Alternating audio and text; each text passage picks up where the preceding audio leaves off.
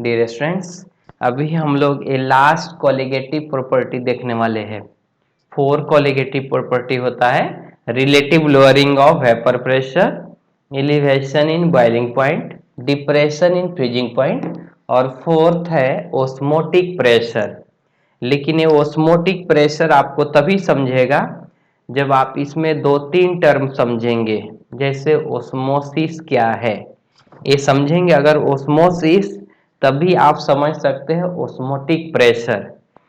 तो चलिए, टॉपिक है ओस्मोसिस। ओस्मोसिस का कोई हिंदी बताएगा? ओस्मोसिस का हिंदी होता है परासरण। परासरण। और ओस्मोटिक प्रेशर का हिंदी है परासरण दाब। परासरण दाब। तो सुनिए ध्यान से, ओस्मोसिस क्या है ये ध्यान से समझना है। अगर यहाँ पे ग्राम है, ग्राम मतलब चना, तो चना को अगर आप पानी में डाल देंगे, ये चना है और यहाँ पे पानी है बाहर, तो पानी जो है चना के अंदर जाएगा, नहीं जाएगा? हाँ, तो ये ओस्मोसिस कहलाता है। ये ओस्मोसिस का एग्जाम्पल है। दूसरा, अगर आप ड्राई ग्रेप्स ले लेंगे, ड्राई ग्रेप्स जिसको हम लोग बोलते हैं किशमिश, और इसको पानी में डाल देंगे तो पानी भी उसके अंदर चला जाएगा, नहीं जाएगा? जाएगा। इधर पानी है तो क्या होगा, अभी देखिए, अगर चना है तो इसका अंदर लो कंसंट्रेशन होता है। अभी मैं नॉर्मल आपको एग्जांपल बता रहा है। आपने क्या किया है, इधर गूथा हुआ आटा लिया है, आटा, और बाहर पानी लिया है। माइक ऑफ रख दीजिए और सुनिए ध्यान से। माइक ऑफ रखिए, किसी का माइक ऑन है। इधर वाटर है और इधर जो है आपका गूथा हुआ आटा है, सना हुआ आटा, तब इसमें भी पानी अंदर जाएगा नहीं? तो ये से जो सारे फेनोमेनन है ना, ये ओस्मोसिस कहलाते हैं। अभी इसको ध्यान से समझिए। एक कंटेनर है, इसके अंदर एक सोल्यूट रखा है जिसमें थोड़ा लिक्विड भी है, जिसको हम लोग बोलते हैं हाई कंसंट्रेटेड सॉल्यूशन है। अब इसको टॉपिक को थोड़ा समझिए। हाई कंसंट्रेटेड सॉल्यूशन,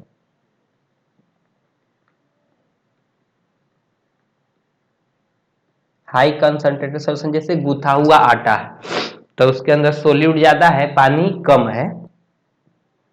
इधर पानी है, या थोड़ा आटा भी आप डाल चुके हैं इसमें, पाउडर टाइप का पानी में आटा डाल दिया हुआ है थोड़ा सा, तो इसको हम लोग क्या बोलते हैं, लो कंसंट्रेशन सॉल्यूशन। लो कंसंट्रेटेड सॉल्यूशन।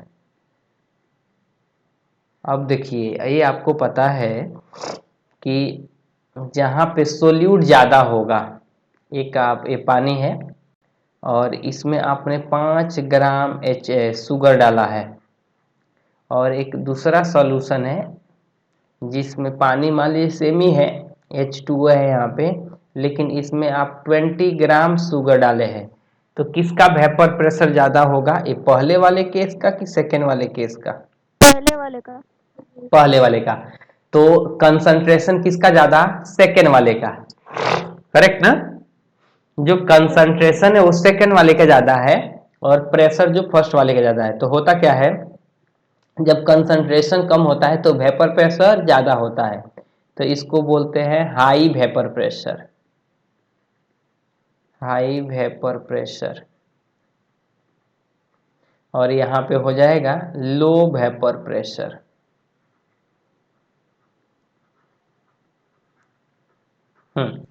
तो जहाँ पे सोल्यूट ज़्यादा है वहाँ का प्रेशर कम होता है, जहाँ पे सोल्यूट कम है वहाँ का प्रेशर ज़्यादा होता है। तो आप बताइए, लिक्विड क्या है? यहाँ पे लिक्विड ज़्यादा है, अंदर लिक्विड कम है, तब तो और ये स्पेस जो आपको एक जो सरफेस ये दिख रहा है, सरफेस यहाँ पे बाउंड्री लाइन, इसको कहा जाता है एसपीएम। एसपी मतलब semi permeable membrane. Semi permeable membrane. ये सेमी परमिएबल मेम्ब्रेन क्या है? जैसे आपने चना का देखा होगा, चना का छिलका, ये जो चना का बाहर एक लेयर होता है छिलका, तो वो तो क्या होता है, उससे पानी तो अंदर चला जाता है ना रीछ के। तो ये सेमी परमिएबल मेम्ब्रेन एक ऐसा सतह होता है या ऐसा मेम्ब्रेन होता है, ऐसी परत होती है जिससे केवल सॉल्वेंट ही अंदर जा सकता है, सोल्यूट नहीं जा सकता है। मतलब सॉल्वेंट जाएगा, सोल्यूट नहीं जाएगा। जैसे हम लोग का स्किन, हम लोग की जो चमड़ी है स्किन, ये क्या होता है, सेमी परमिएबल मेम्ब्रेन। तो जब पसीना होता है तो पानी बाहर आता है। ऐसा थोड़े है कि जब नहाते हैं तो शरीर से शरीर के अंदर पानी चला जाता है, ऐसे होता है क्या? नहीं। तो जो स्किन है वो सेमी परमिएबल मेम्ब्रेन का एग्जांपल है कि जो केवल सॉल्वेंट को अलाउ करता है। और ये भी एक अलग केस है, मतलब एक स्पेसिफिक केस है। लेकिन चना अगर देखेंगे तो सॉल्वेंट को अलाउ करेगा। ऐसा थोड़े होगा कि आप पानी में थोड़ा क्रीम वगैरह डाल देंगे तो वो भी चना के अंदर चला जाएगा, नहीं जाएगा। वो अगर जूसी है, अगर लिक्विड, अगर डिजॉल्व होमोजेनियस, तो उसका अमाउंट जाता है, वो टेस्ट भी उसका चेंज हो जाएगा। लेकिन जो सेमी परमिएबल मेम्ब्रेन होता है वो केवल सॉल्वेंट को अलाउ करता है, सोल्यूट को नहीं। तो ये सेमी परमेबल मेम्ब्रेन है। तो अब क्या होता है, यहाँ पे ज्यादा पानी है, अंदर पानी कम है, तो लिक्विड जो है वो लो कंसंट्रेटेड सॉल्यूशन से हाई कंसंट्रेटेड सॉल्यूशन के तरफ जाएगा through semi permeable membrane, semi permeable membrane के द्वारा। और ये प्रोसेस जो है वो ओस्मोसिस कहलाता है। यानी जब सॉल्वेंट का प्रवाह लो कंसंट्रेटेड सोल्यूशन से या हाई वेपर प्रेशर से, हाई वेपर प्रेशर से लो वेपर प्रेशर की तरफ होता है, तो उसे ओस्मोसिस कहा जाता है। बोलिए, किसी को डाउट है? लो कंसंट्रेटेड सॉल्यूशन मतलब क्या है? कम सांद्रता वाला विलियम, कम सांद्रता वाला विलियन। यहाँ पे है ज्यादा सांद्रता वाला विलियन वाला बिलियन। तो मैं इसका डेफिनेशन लिखता हूं ओस्मोसिस का। when flow of solvent particle takes place, particle takes place, sorry, takes place from low concentration solution, low concentration solution to high concentrated, अच्छा कंसंट्रेटेड, सॉरी लो कंसंट्रेटेड कर देता हूँ, low concentrated solution to high concentrated solution through semi permeable membrane,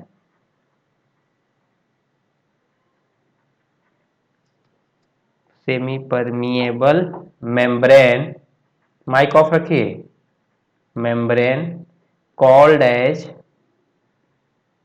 osmosis.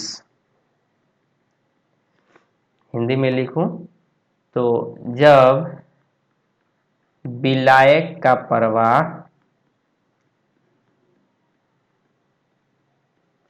Come concentrated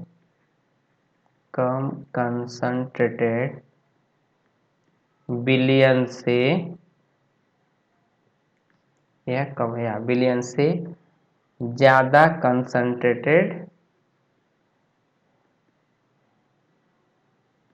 विलियन के तरफ होता है, विलियन के तरफ semi permeable membrane, semi permeable membrane के द्वारा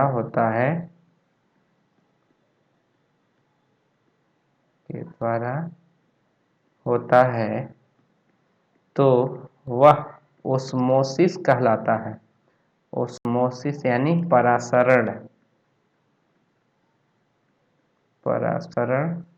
कहलाता है। अभी बोलिए, किसी को डाउट है ओस्मोसिस में? मेम्ब्रेन का एग्जांपल लिख देता हूं, एसपीएम सेमी परमिएबल मेम्ब्रेन। एक सेकेंड, सेमी परमिएबल मेम्ब्रेन। क्या बोल रही?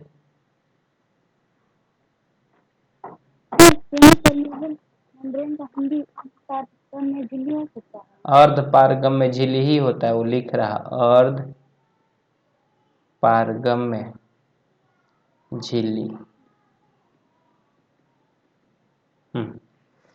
तो वह सच membrane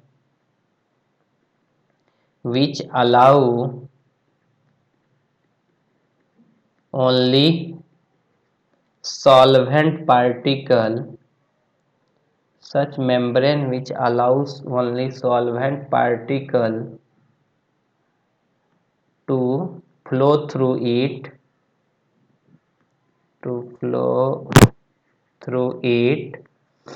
not the solute particle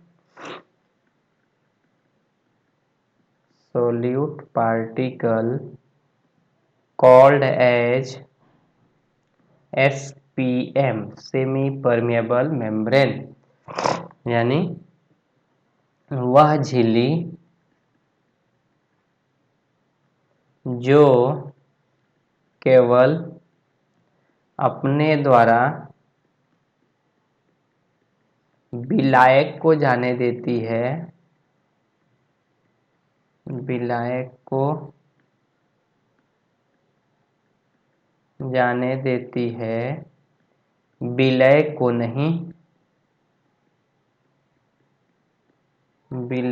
नहीं, अर्ध पारगम में झिल्ली कहलाती है।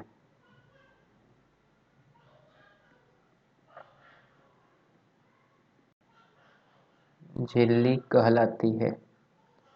अब इसके एग्जाम्पल देखिए, इसका एग्जाम्पल है प्लांट सेल। प्लांट का जो सेल होता है, मान लीजिए यहाँ पे प्लांट है, ये टहनी जो भी है, ये यहाँ पे लिक्विड है जो ये एब्जॉर्ब करके जाता है, तो ये केवल तो H2O को ही खींचता है ना। क्या ये कभी मिट्टी भी कभी खींचा जाता है क्या? नहीं खींचा जाएगा ना। हाँ, या ऐसा होगा क्या, ये नीम का पेड़ है, इसमें पानी शुगर घोल दिया तो शुगर भी कभी कभी ऊपर चला जाएगा, तो नीम जो है मीठा लगने लगेगा, ऐसा होगा क्या? नहीं। तो केवल ये सॉल्वेंट को ही जाने देते हैं प्लांट सेल, सोल्यूट को नहीं। तो ये सेमी परमिएबल मेम्ब्रेन कहलाते हैं। गॉल ब्लैडर, जो गॉल ब्लैडर होता है वो केवल सॉल्वेंट को ही जाने देता है, सोल्यूट का नहीं। पर्चमेंट पेपर इसका एग्जांपल है, पर्चमेंट पेपर।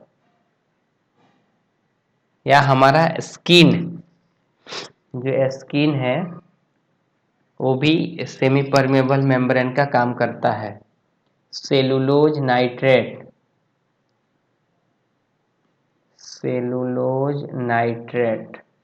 ये भी सेमी परमेबल मेम्ब्रेन का काम करता है। या अगर एक कंपाउंड लिखूं तो Cu2FeCN का होल 6, ये कोऑर्डिनेशन कंपाउंड है, आप आगे सीखेंगे इसका नाम। तो इसका नाम है कॉपर हेक्सासाइनोफेरेट, या फेरेट 4 होगा, फेरेट में आयरन हो जाएगा इसमें। ये नाम सिखाएंगे आपको, ये आगे आएगा। तो आप सेमी परमेबल मेम्ब्रेन समझ गए? अब समझिए आप ओस्मोटिक प्रेशर।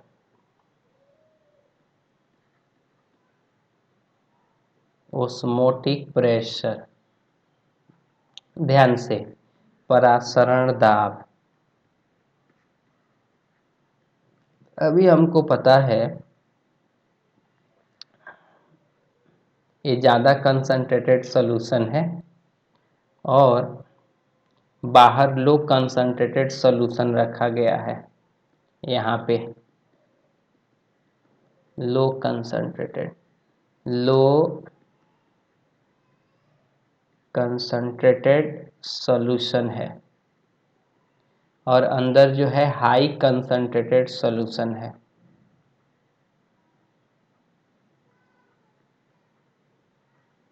तो बताइए, जब ये हाई कंसंट्रेटेड सॉल्यूशन है, हमको पता है जब high concentrated vapour pressure low है, लो, माइक ऑफ रखो ना, लो वेपर प्रेशर, अरे माइक ऑफ रखो ना, इको आ रहा है, अभी आउट करूंगा तब जिनको। यहाँ पे लो कंसंट्रेटेड सॉल्यूशन है, इसका मतलब क्या है, हाई वेपर प्रेशर है, high vapour pressure. Unnecessary mic क्यों ऑन करते, सुनिए ना। आप बताइए, जब लिक्विड यहाँ से यहाँ जा रहा है तो अंदर का कंसंट्रेशन बढ़ेगा या घटेगा? घटेगा। और हमको पता है कि यार जब लो कंसंट्रेशन है तो वेपर प्रेशर ज़्यादा है। इसका मतलब है जब हम ये ओस्मोसिस होगा, पानी जब अंदर जाएगा तो अंदर का कंसंट्रेशन कम होगा तो अंदर का प्रेशर बढ़ेगा नहीं? हाँ, तो ये ओस्मोसिस के कारण जो सेल के अंदर यानी कंसंट्रेटेड सॉल्यूशन के अंदर जो प्रेशर डेवलप हो जाता है उसी को कहा जाता है ओस्मोटिक प्रेशर। यानी ओस्मोसिस के कारण जो प्रेशर डेवलप होता है दैट इज कॉल्ड है ओस्मोटिक प्रेशर। क्योंकि हमको पता है जब ओस्मोसिस होगा जो तो लिक्विड का फ्लो लो कंसंट्रेटेड सॉल्यूशन से हाई कंसंट्रेशन यानी हाई वेपर प्रेशर से लो वेपर प्रेशर की तरफ होगा, तो वेपर प्रेशर लो का धीरे धीरे धीरे बढ़ेगा और हाई का धीरे धीरे घटेगा, क्योंकि इसमें सॉल्वेंट कम हो जाएगा तो इसका कंसंट्रेशन बढ़ेगा तो वेपर प्रेशर घटेगा। समझ गए? तो हम लोग कहते हैं कि प्रेशर ओस्मोसिस के कारण जो सेल के अंदर प्रेशर डेवलप हो जाता है उसी को कहा जाता है ओस्मोटिक प्रेशर। यानी प्रेशर डेवलप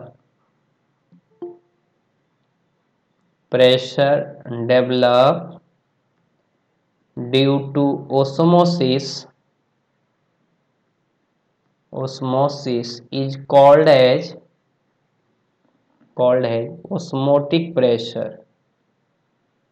osmotic pressure। यानी परासरण के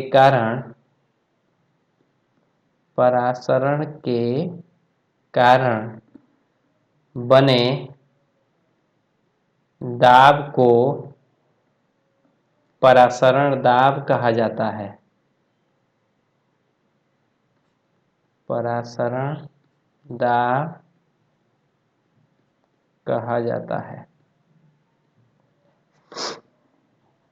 ठीक है?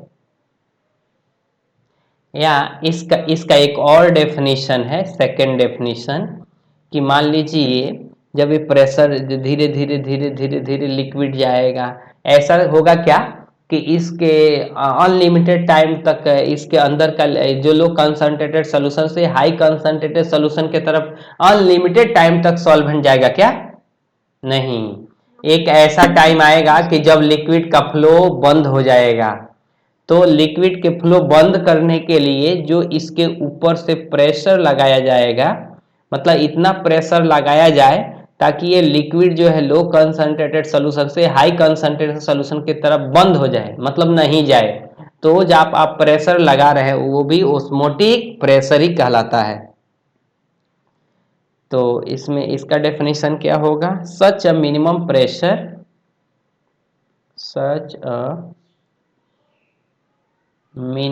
pressure which needs to be applied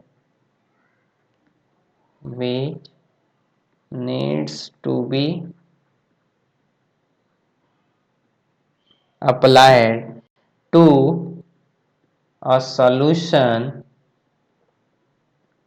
to prevent,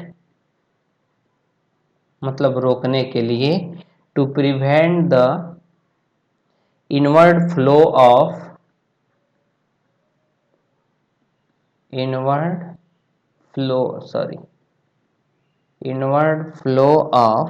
pure solvent through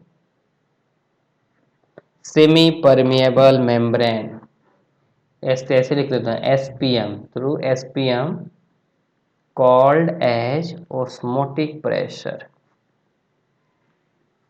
मतलब अगर आप इतना प्रेशर अप्लाई कर दे ताकि ओस्मोसिस रुक जाए, तो इसको भी आप ऐसे ही बोल सकते हैं, वह मिनिमम दाब जो सॉल्वेंट के पार्टिकल को जाने से रोकता है। लिख देता हूं, वह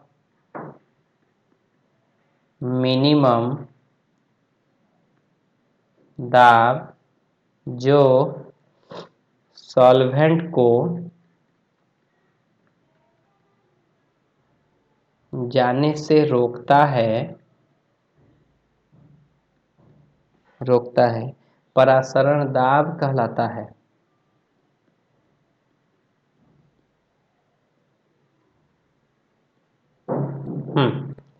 अब देखिए, अभी हमको फॉर्मूला डेराइव करना है ओस्मोटिक प्रेशर का, तो ध्यान से अभी देखिए, तब तो अंदर का अगर कंसंट्रेशन ज्यादा हुआ तो ज्यादा सॉल्वेंट फ्लो करेगा, तो प्रेशर भी ज्यादा हो जाएगा। नहीं, अगर ये हाई कंसंट्रेटेड सॉल्यूशन है, मान लीजिए सॉलिड ले लिया, तब तो वेपर प्रेशर उसका 0 हो जाएगा, सॉलिड का वेपर प्रेशर बनता ही नहीं है। अब अगर मान लीजिए तब तो लिक्विड ज्यादा से ज्यादा फ्लो करेगा तो उतना ही वेपर प्रेशर ज्यादा हो जाएगा।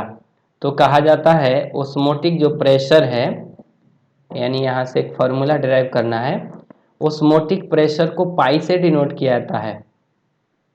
ओस्मोटिक प्रेशर को पाई से, या आप ऐसे भी लिख सकते हैं, पी भी लिख सकते हैं, लेकिन बुक में पाई से डिनोट किया है ओस्मोटिक प्रेशर। तो जो ओस्मोटिक प्रेशर होगा,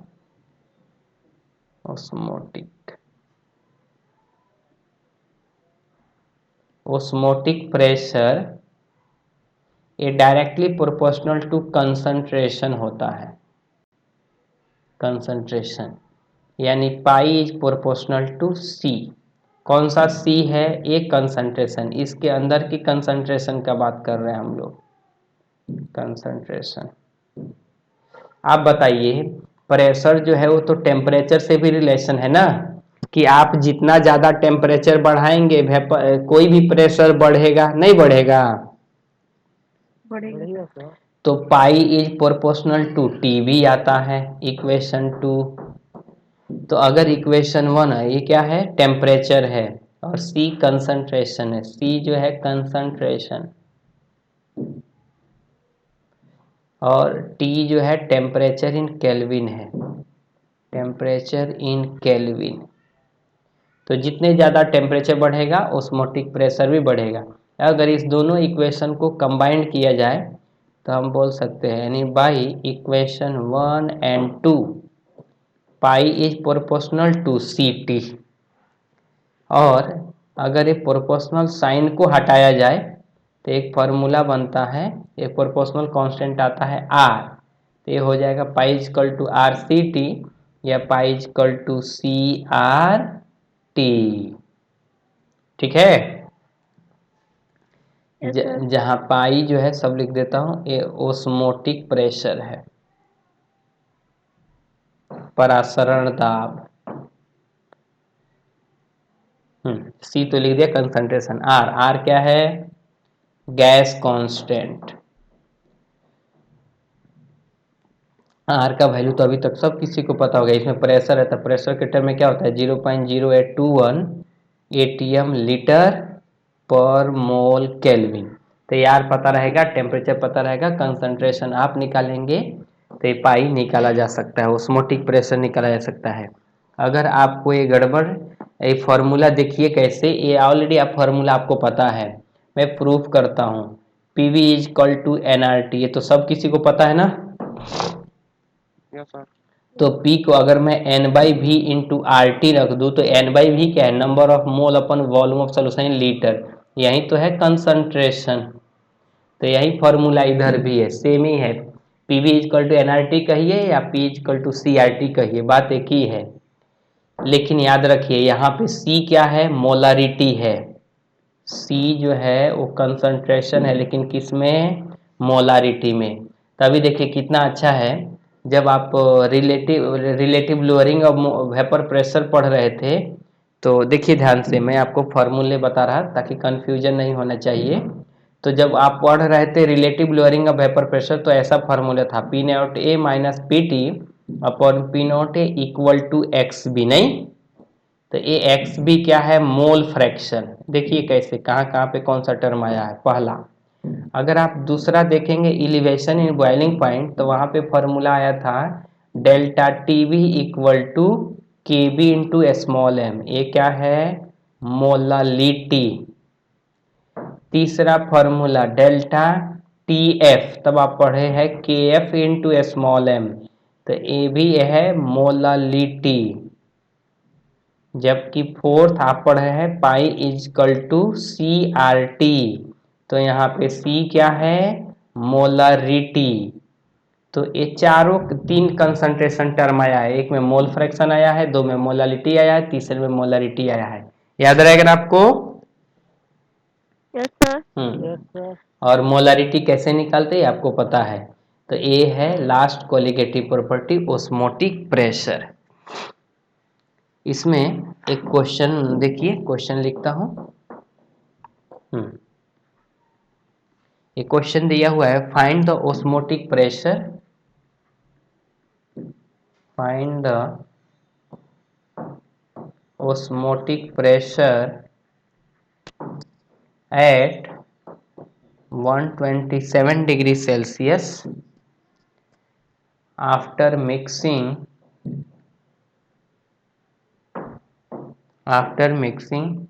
6 gram urea in 500 ml solution। ऐसा क्वेश्चन है आपके पास।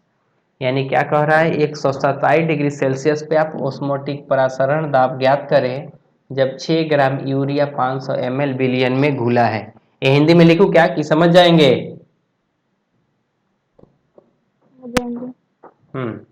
तो देखिए टेम्परेचर दिया हुआ है 127 डिग्री सेल्सियस, तो इसको केल्विन में बदलना पड़ेगा।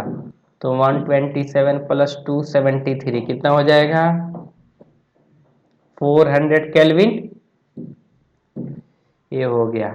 और आपको मास ऑफ सॉल्यूट दिया है, मास ऑफ सॉल्यूट 6 ग्राम, ये है क्या, यूरिया।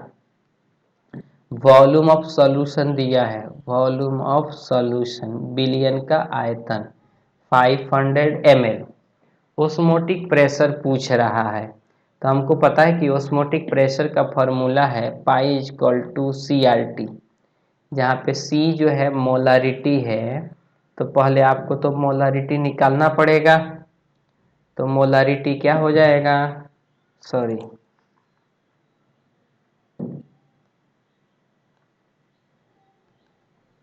मोलारिटी यानी मोलरता। तो ये मोलरता क्या होगा, मास ऑफ सोल्यूट 6 ग्राम है, यूरिया दिया हुआ है, तो यूरिया का फॉर्मूला क्या होता है, NH2CO NH2, ये मास आया था 60 ग्राम, तो 6/60 इंटू वॉल्यूम ऑफ सोल्यूशन दिया है 500 है, ये ml में दिया है, तो यहाँ पे 1000, तो ये इसका डबल है। 6 10 जा 10 से 2 को डिवाइड करेंगे तो 0.2 कैपिटल है।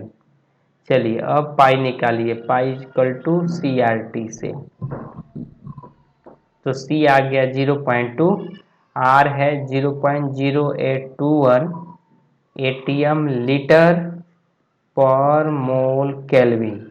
अब देखिए 0.2 है लेकिन एक कंसंट्रेशन, इसका यूनिट क्या है, मोल पर लीटर, और टेम्परेचर है केल्विन में 400 केल्विन, तो केल्विन से केल्विन कैंसिल, ए मोल से मोल कैंसिल, लीटर से लीटर कैंसिल। आपका जो आंसर है किस में आएगा, एटीएम में। तो पाई कितना हो गया 0.2 इंटू 0.0821 इंटू 400 कितना हो जाएगा? ये हो जाएगा आपका 0.2 इंटू 0.0821 इंटू 400 तो यार 6.56 एटीएम हो गया। किसी को डाउट है? किसी को डाउट है क्या? No sir, no sir. अब यहाँ पे टाइप ऑफ ओस्मोसिस पढ़ना है हमको। ओस्मोसिस का टाइप क्या होता है?